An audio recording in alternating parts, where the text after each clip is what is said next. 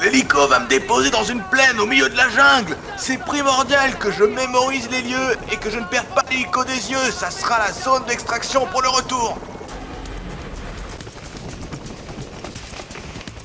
Eh merde! Putain, j'ai paniqué. Il est passé où ce putain d'hélico? Fais gaffe à la caméra, Paolo. Tu sais combien ça coûte ces conneries? Faut y aller tout doucement. Les pierres sont glissantes. Tu m'as fait un croche-pied, Paolo, je t'ai vu. D'après les légendes locales, les poissons de cette rivière sont la réincarnation des villageois décédés pendant la guerre. Ce sont des poissons sacrés. J'ai hâte d'en choper un. Voyons voir ça a quel goût. Eh ben putain! Celui-là devait être un vieux crouton mort dans sa merde. Sûrement retraité. Parce que c'était vraiment dégueulasse. Regardez-moi la cascade! Comment c'est joli! Vous avez vu?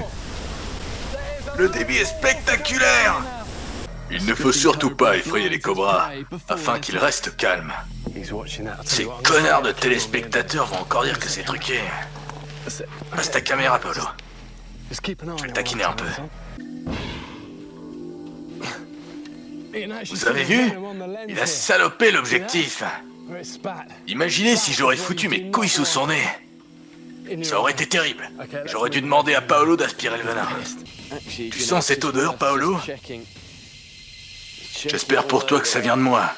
Ce genre de caverne peut abriter un tas de dangers, comme des serpents par exemple. Il est totalement déconseillé d'y entrer. En survie comme en amour, on ne rentre pas dans un trou qu'on ne connaît pas, surtout quand il est aussi sombre. Et vu qu'il se passe rien dans cet épisode, je vais quand même prendre mes couilles à deux mains. Ce que je crains le plus, c'est de tomber sur un bouffeur de riz.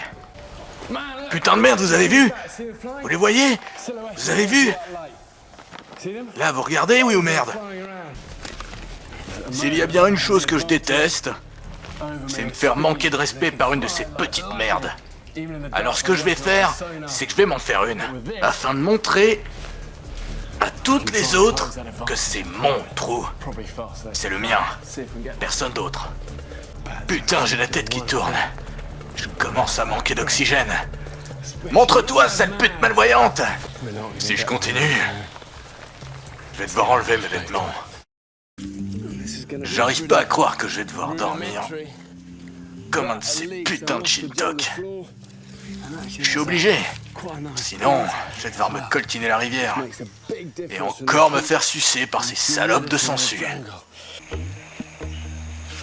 Ça me rappelle les années 60. Quand on foutait ce pays de bridés à feu et à sang, voir la jungle s'enflammer, entendre les lamentations des enfants et des femmes pendant que leur mari brûlait, empoisonner les rizières, torturer des innocents, ah là là, c'était une autre époque. On faisait que suivre les ordres, hein.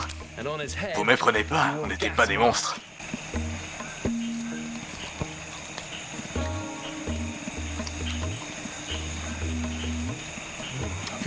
Putain, c'est vraiment dégueulasse. Mais vous savez quoi? Ça me dérange pas. Quand c'est pas des suceuses aquatiques, c'est des suceuses aériennes. Y a pas moyen de dormir sans se faire sucer dans ce pays de merde. J'en ai bien peur. Homme versus sauvage.